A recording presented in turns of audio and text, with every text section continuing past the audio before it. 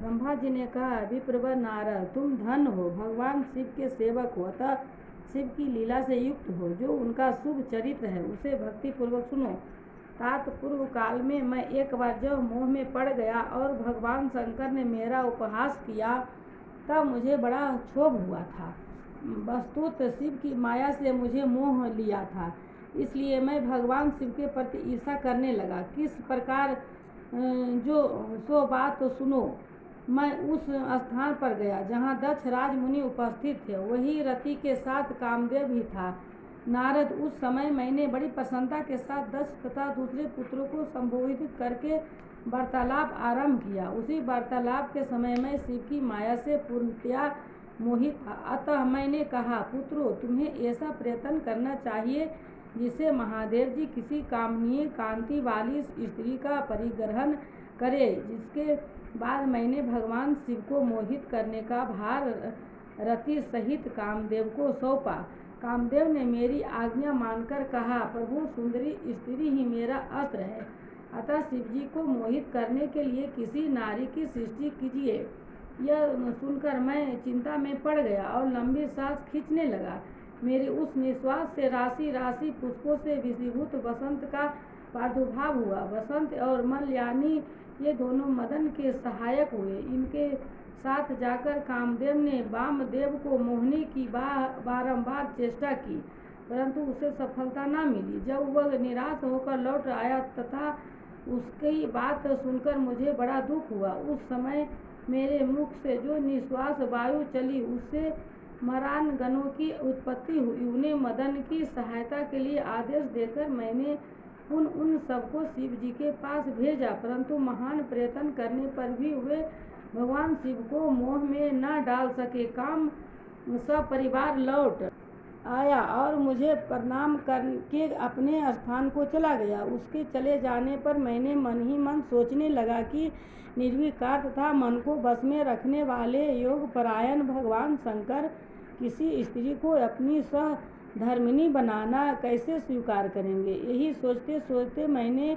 भक्ति भाव से उन भगवान श्री हरि का स्मरण किया, जो साक्षात शिव स्वरूप तथा मेरे शरीर के जन्मदाता हैं। मैंने दीन वचनों से युक्त शुभ स्रोत द्वारा उसकी स्तुति की। उसी स्तुति को सुनकर भगवान शीघ्र ही मेरे सामने प्रकट हो गए। उसके चार भुजाएं शोभा पाती थी, नेत्र प्रफुल्ल कमल के समान सुंदर थे। उन्होंने हाथों में शंख, चक्र, गदा और पद ले रखे थे।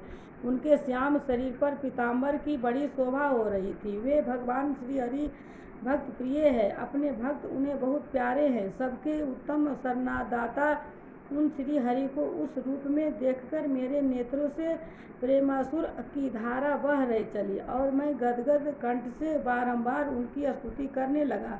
मेरे उस स्रोत को सुनकर अपने भक्तों के दुख दूर करने वाले भगवान विष्णु बहुत प्रसन्न हुए और शरण में आए हुए मुझ ब्रह्मा से बोले, महाप्रज्ञा विधाता लोक श्रेष्ठ ब्राह्मण, तुम धन्य हो। बताओ, तुमने किस लिए आज मेरा स्मरण किया है और किस निमित्त से यह स्तुति की जा रही है। तुम पर कौन सा महान दुख आ पड़ा है, उसे मेरे सामने इस समय कहो, मैं वह सारा दुख मिटा दूंगा। इसी विषय में कोई संदेह या अन्यथा विचार नहीं करना चाहिए। तब ब्रह्मा जी ने सारा प्रसंग सुनाकर कहा, केशव, यदि भगवान शिव किसी तरह पत्नी को ग्रहण कर ले तो मैं सुखी हो जाऊंगा। मेरे अंतकरण का सारा दुख दूर हो जाएगा। इसी के लिए मैं आपकी शरण में आया हूँ। मेरी यह बात सुनकर भगवान मधुसूदन हंस पड़े और मुझ लोक अस्पष्ट ब्रह्मा का हर्ष बढ़ाते हुए मुझसे शीघ्र ही यो बोले, विधाता, तुम मेरा वचन सुनो। यह तुम्हारे भ्रम का निवारण करने वाला है। मेरा वचन ही वेद शास्त्र आदि का वास्तविक सिद्धांत है। शिव ही सबके कर्ता भर्ता पालन और हर्ता संहारक हैं। वे ही परतपर हैं।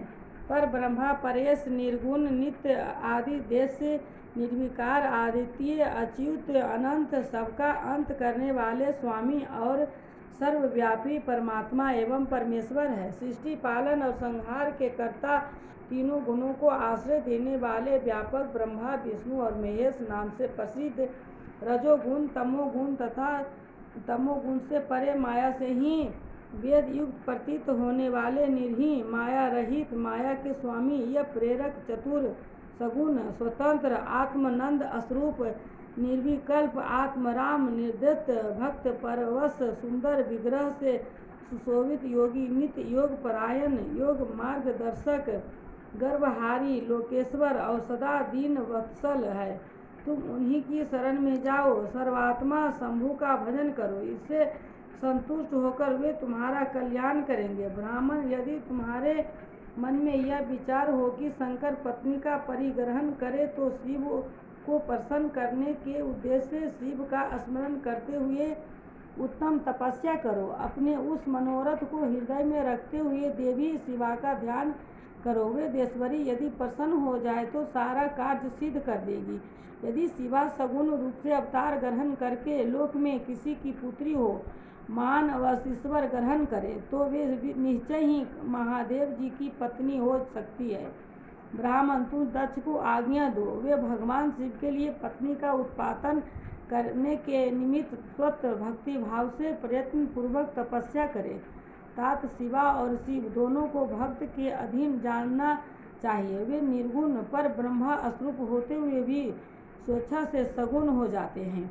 विधेय भगवान शिव की इच्छा से प्रकट हुए। हम दोनों जब उनसे प्रार्थना की थी तब पूर्व काल में भगवान शंकर ने जो बात कही थी उसे याद करो। ब्राह्मण, अपनी शक्ति से सुंदर लीला विहार करने वाले निर्गुण शिव ने स्वेच्छा से सगुण होकर मुझको और तुमको प्रकट करने के पश्चाताप तुम्हें तो सृष्टि कार्य करने का आदेश दिया और उमा सहित उन अविनाशी सृष्टिकर्ता प्रभु ने मुझे उस सृष्टि के पालन का कार्य सौंपा। बिना नाना लीला विषाद उन दयालु स्वामी ने हंसकर आकाश की ओर देखते हुए बड़े प्रेम से कहा, विष्णु, मेरा उत्कृष्ट रूप इन विधाता के अंग से इन लोक में प्रकट होगा जिसका नाम रुद्र होगा। रुद्र का रूप ऐसा ही मेरा होगा, जैसा मेरा है वह मेरा पूर्ण रूप होगा। तुम दोनों को सदा उसकी पूजा करनी चाहिए। वह तुम दोनों के संपूर्ण मनोरथ की सिद्धि करने वाला होगा। वही जगत का प्रलय करने वाला होगा। वह समस्त गुणों का दृष्ट निर्विशेष एवं उत्तम योग का पालक होगा। यद्यपि तीनों देवतों मेरे ही रूप हैं, तथापि विशेषता रुद्र मेरा पूर्ण रूप होगा। पुत्रों, देवी उमा के भी 3 रूप होंगे। एक रूप का नाम लक्ष्मी होगा जो इन श्री हरि की पत्नी होगी। दूसरा रूप ब्रह्म पत्नी सरस्वती है। तीसरा रूप सती के नाम से प्रसिद्ध होगा। सती उमा का पूर्ण रूप होगी, वे ही भावी रुद्र की पत्नी होगी। ऐसा कहकर भगवान महेश्वर हम पर कृपा करने के पश्चात वहाँ से अंतर्ध्यान हो गए और हम दोनों सुखपूर्वक अपने अपने कार्य में लग गए। ब्राह्मण, समय पाकर मैं और तुम दोनों सपत्नी हो गए और साक्षात भगवान शंकर रुद्र नाम से अवतीर्ण हुए। वे इस समय कैलाश पर्वत पर निवास करते हैं। पजेश्वर, आप शिवा भी सती नाम से अवतीर्ण होने वाली है, अतः तुम्हें उनके उत्पादन के लिए ही यत्न करना चाहिए। ऐसा कहकर मुझ पर बड़ी भारी दया करके भगवान विष्णु अंतर्ध्यान हो गए और मुझे उनकी बातें सुनकर बड़ा आनंद प्राप्त